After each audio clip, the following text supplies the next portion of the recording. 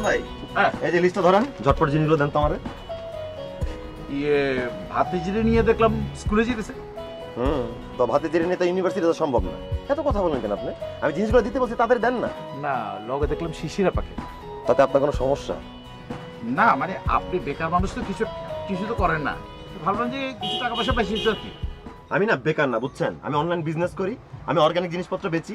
এই যে জিনিসগুলো আপনার কাছ থেকে নিব না, আমি ঝটপট অনলাইন দিয়ে বেচে দিতে পারবো মানুষের কাছে। ও, আমি তো এত বড় লিস্ট দেখে ভাবছি যে আপনাদের বাসায় অনেক আত্মীয়স্বজন আসছে, তো এই মালগুলো আপনি কোথায় বিক্রি করবেন? আপনার এত কথা জেনে কোনো কাজ আছে?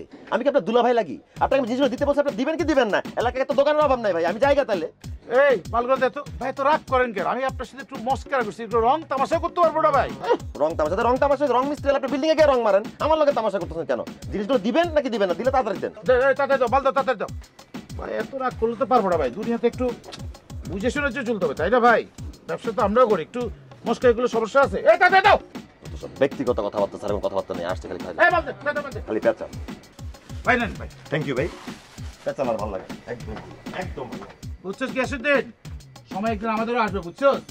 এক মাঘে শীত যায় না ভাই, এক মাঘে শীত যায় না।